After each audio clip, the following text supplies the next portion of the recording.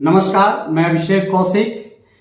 जिस तरह से नीतीश कुमार की मुलाकात नरेंद्र मोदी से होती है और पूरे बिहार में एक लहर दौड़ जाती है, राजनीतिक गलियारों में चर्चाएं शुरू हो जाती है कि एक बार फिर से नीतीश कुमार एनडीए में जा सकते हैं और एनडीए का दामन थाम सकते हैं, जी पाला बदल सकते हैं। अगर ऐसा कुछ होता है, लोक जनशक्ति पार्टी रामविलास के राष्ट्रीय अध्यक्ष चिराग पासवान का क्या होगा? उनकी राजनीतिक दशा और दिशा किस तरह से निर्धारित होगी?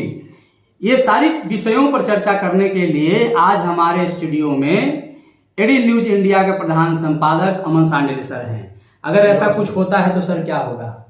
चिराग पासवान कहाँ रहेंगे? उनकी राजनीति कहाँ रहेगी? क्या नीतीश कुमार का विरोध करना निरंतर जारी रखेंगे?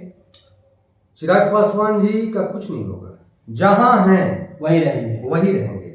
अच्छा, भारत के यशस्वी प्रधानमंत्री माननीय मोदी जी के साथ जी उनका जो संबंध है वो संबंध कायम रहेगा। ठीक है, नीतीश जी के इधर आने से या उधर जाने से ये तो संभावना व्यक्त की जा रही है। कुछ समय के लिए मान लीजिए कि नीतीश कुमार जी आ भी जाते हैं तो संबंधों पर कोई फर्क नहीं पड़ेगा। लेकिन अब आप कहिएगा कि नीतीश कुमार जी के धुर विरोधी हैं। चिराग पासवान जी राष्ट्रीय अध्यक्ष लोक जनशक्ति पार्टी रामविलास, ये नीतीश कुमार जी के धुर विरोधी नहीं है, ये उनके शासन करने के तौर तरीका के विरोधी हैं। अच्छा, बात समझ गए? ये उनका जो कार्यशैली है और बिहार में जिस तरह से विगत कुछ वर्षों में नीतीश जी के समय में जिस तरह से रेप की घटनाएं बढ़ी हैं,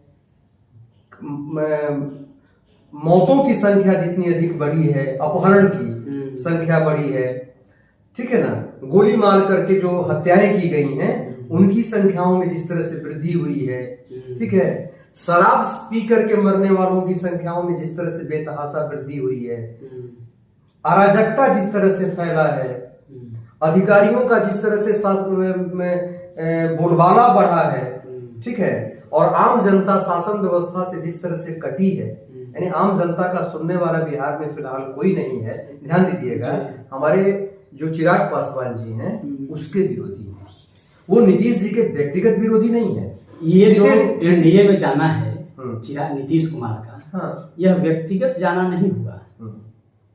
जिसकी चर्चा हम कर रहे हैं वो पॉलिटिकली जाना है।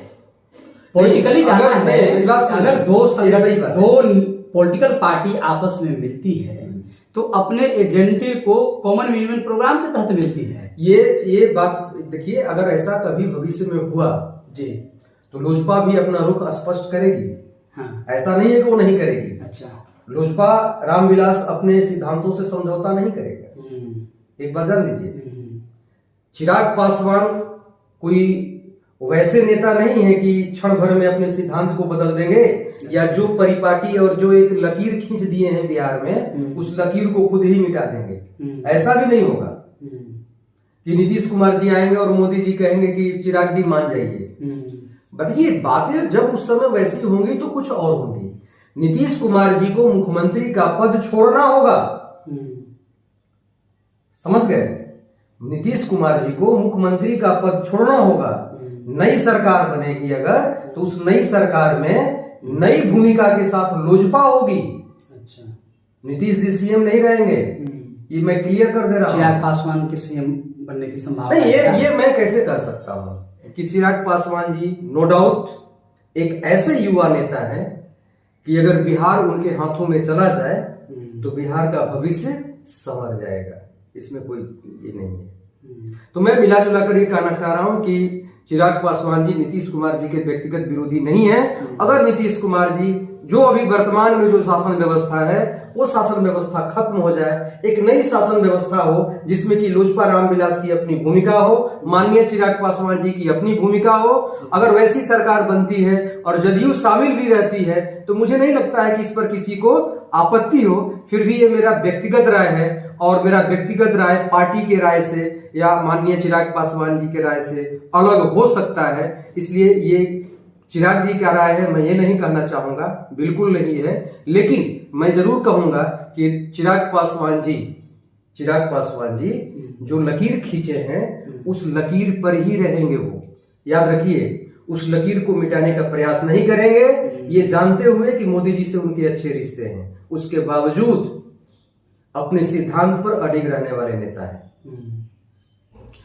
तो चिराग पासवान अपने उसूल, सिद्धांत और उनका जो एजेंडा है बिहार के लिए, बिहार फर्स्ट, बिहारी फर्स्ट, इसके साथ बगैर समझौता किए हुए अगर नीतीश कुमार एनडीए में जाते हैं तो एनडीए में चिराग पासवान बने रह सकते हैं और अपना काम आगे जैसे आज कर रहे हैं वैसे करते रहेंगे।